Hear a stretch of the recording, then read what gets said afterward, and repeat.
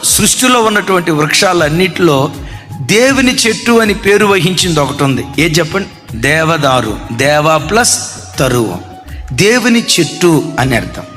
చెట్టుల్లో దేవదారు దేవుని చెట్టు అని పిలువబడితే, ఈ శంకుబుడి కొంగ భక్తి కలిగిన పక్షి అని పిలువబడటానికి కారణం, అంత అద్భుతంగా రెండు కలిసి గూడును నిర్మిస్తాయి.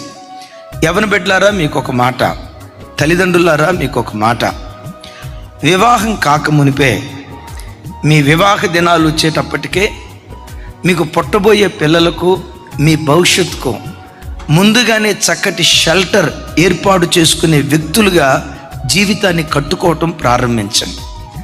చాలామంది బాధ్యత లేకుండా యవన బిడ్డలు తిరుగుతారు. వాడికి సకల విధాలైనటువంటి దురలవాట్లు ఉంటాయి. త్రాగుడు, గుట్కా, గంజాయి, వాట్ నాట్, దరిద్రపు అలవాట్లన్నీ ఉంటాయి. ఆ తల్లి విసికి తల్లిదండ్రులు విసికి ఏం చేస్తారో తెలుసా? ఈడు సెట్ అవ్వాలంటే చెప్పండి, ఏం చేయాలి? చేసేయండి. పెళ్లి చేసి ఆడబిడ్డ గొంతు కొయ్యటం ఎందుకు?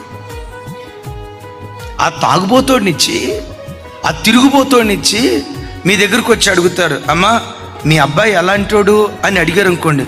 మా అబ్బాయా? మా ఊర్లోనే ఇట్టాటి అబ్బాయి లేడు. నిజమే, అట్టాడు తాగుబోతాడు లేడు, అట్లాంటి తిరిగిపోతాడు. కానీ చెప్పరు, ఏం చెప్తారో తెలుసా? మా అబ్బాయి ఎంత అసలు మా పెంపకం ఉందంటే, మేము పెంచిన విధానం ఉందంటే, చాలా క్రమశిక్షణ కలిగిన వాళ్ళు. ఇంట్లో నుంచి అస్సలు బయటికి వెళ్ళడు. అసలు ఇంట్లోకి వస్తేగా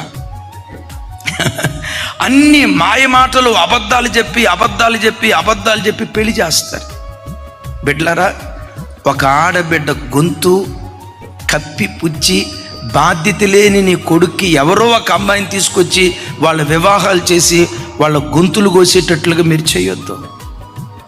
ఆ ఆడబిడ్డను సరిగ్గా పెంచకుండా, బాధ్యత లేనిదిగా, ఏ విషయంలో శ్రద్ధ లేనిదేనిగా పెంచి, ఇక దీంతో నేను విసిగిపోతున్నాను, ఇది సెటిల్ అవ్వాలంటే ఎవరో ఒకటి కట్టి పెడితే బాగుండని ఎవరికో వాటిలో వివాహం ఇచ్చి వాడి సంసారాన్ని పొరపాటును పాడు చేయొద్దు. కొంతమంది డైలాగ్ ఏంటో తెలుసా? మా అమ్మా నాన్న నాకేమి ఇలా, నేను కూడా ఆ అమ్మా నాన్న ఏమి ఇవ్వకుండా నేను ఒట్టి చేరుతో మిగిలిస్తే నీవెందుకు ఆ దరిద్ర పని చేయాలి?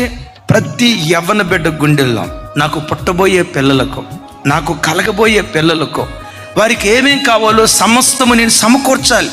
కష్టపడి చదువుకోవాలి, మంచి ఉద్యోగం సంపాదించుకోవాలి, మంచి ఆర్థిక స్థితిగతులు కలిగి ఉండాలి, ఒక అందమైన అద్భుతమైన కుటుంబంగా నా కుటుంబాన్ని కట్టుకోవాలి.